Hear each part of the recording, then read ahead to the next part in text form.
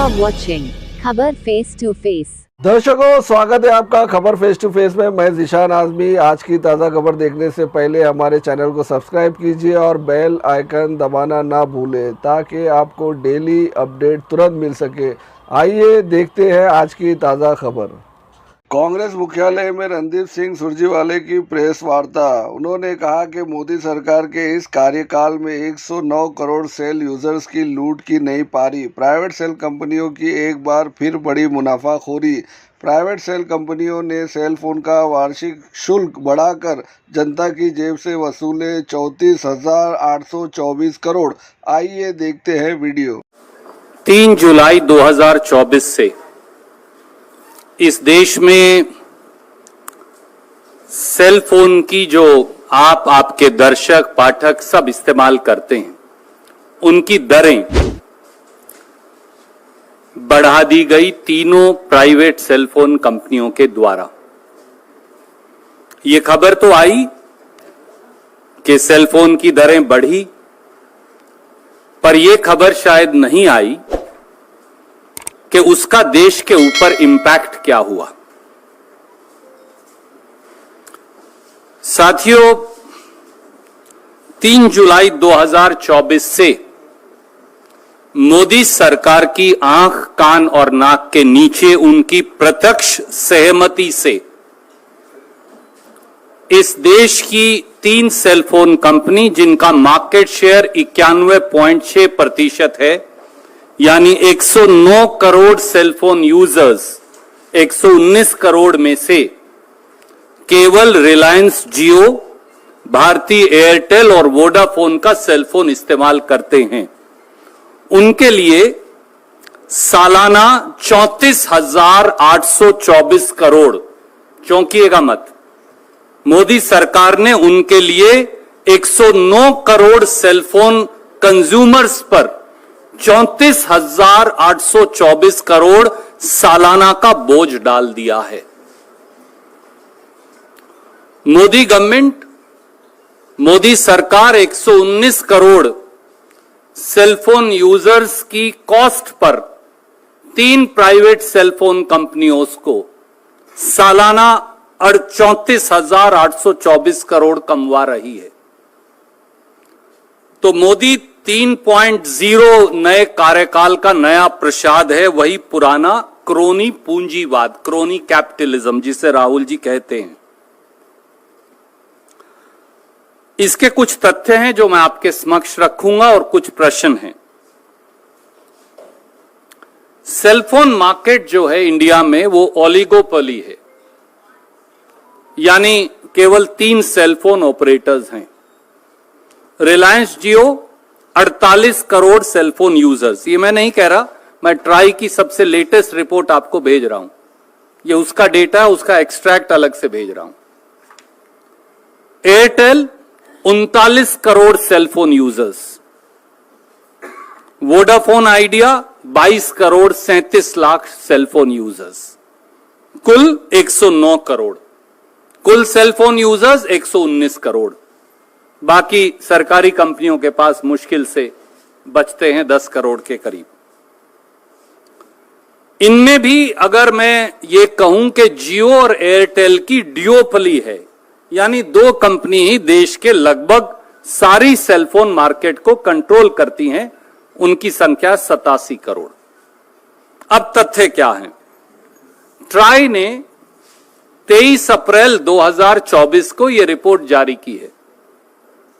इसमें 31 दिसंबर 2023 तक का लेटेस्ट डेटा अवेलेबल है।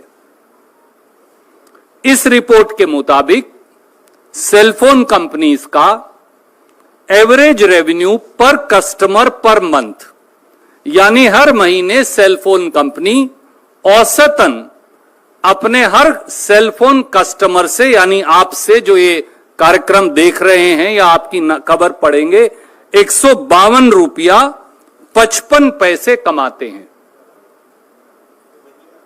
हर महीने। हर महीने हर सेलफोन कस्टमर से औसतन 152 रुपया 55 पैसे सेलफोन कंपनियां कमाती हैं।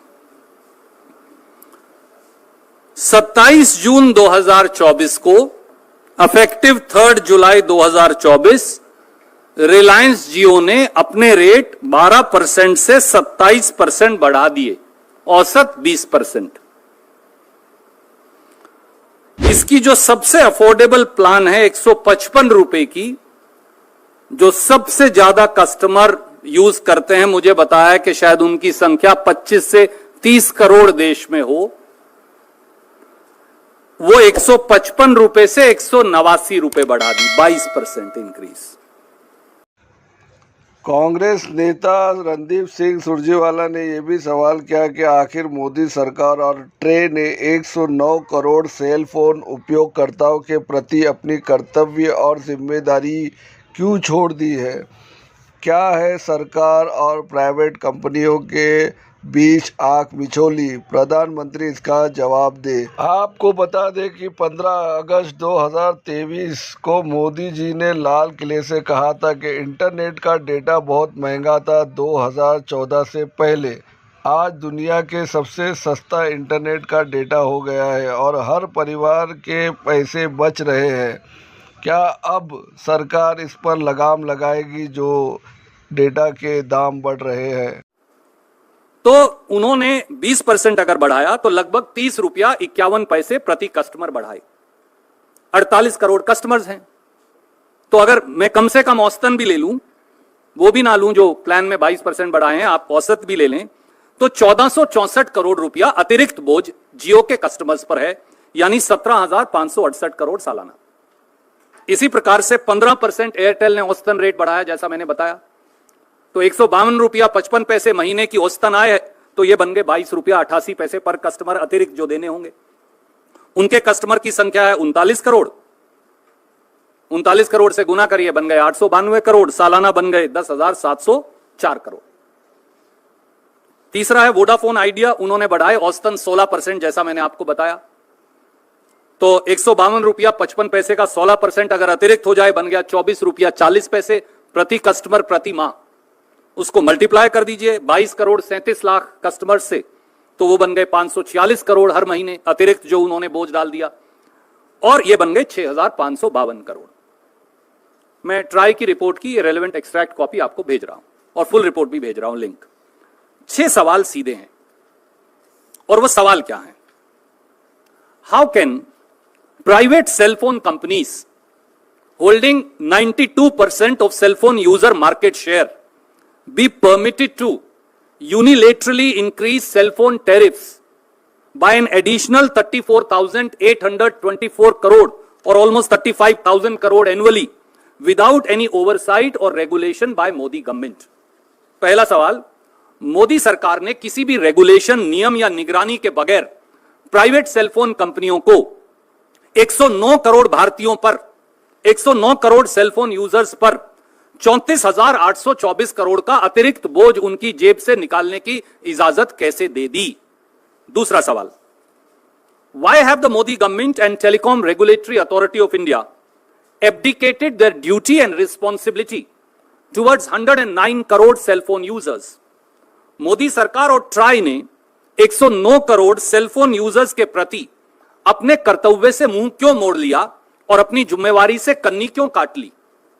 Third, wasn't the increase in cell phone prices withheld till the conclusion of the parliament elections, as Modi government would have been questioned on the justification for burdening 109 crore Indians and fleecing them of an extra 34,824 crore और 35,000 crore?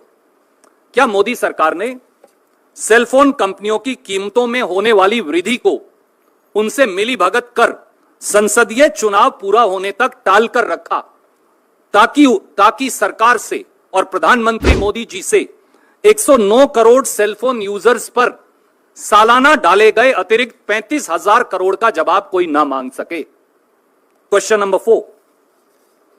Did the Modi government or TRAI conduct any study on need of capex or import on profitability by purchase of spectrum through auction after taking into account the previous set of concessions granted on AGR, adjusted gross revenue, as all under the telecom policy, or the spectrum auction installments deferment by Modi 2.0 on 20th November 2019 or any other related factors. साथियों, कोई कह सकता है कि भाई मैंने इसलिए rate बढ़ाए कि मैंने नई स्पेक्ट्रम खरीद लिया या मैंने बहुत पैसा कंपनी में लगाया। तो हमारा सवाल यह है कि क्या मोदी सरकार ने 109 करोड़ सेलफोन यूजर्स पर 35,000 करोड़ सालाना की अतिरिक्त वसूली का बोझ डालने से पहले कोई अध्ययन या जांच की? क्या मोदी सरकार ने नीलामी के माध्यम से स्पेक्ट्रम की खरीद से होने वाले असर या कैपेक्स की जरूरत का कोई अध्ययन किया? कोई ऐसी स्टडी उनके पास है? क्या मोदी सरकार ने एजीआर एडजस्टेड ग्रॉस रेवेन्यू पर दी गई पिछली रियायतें या फिर 20 नवंबर 2019 को मोदी जी ने छूट दे दी थी 42,000 करोड़ की स्पेक्ट्रम ऑक्शन इंस्टॉलमेंट की पेमेंट की, उनका क्या असर होगा, इसका कोई अध्ययन किया? आटा तो महंगा था ही, अब डाटा भी महंगा हो गया है। इस वीडियो पर आपकी क्या राय है हमें कमेंट करके बताइए और हमारे चैनल को सब्सक्राइब कीजिए, ज़्यादा से ज़्यादा शेयर कीजिए। शुक्रिया। जय हिंद, जय महाराष्ट्र।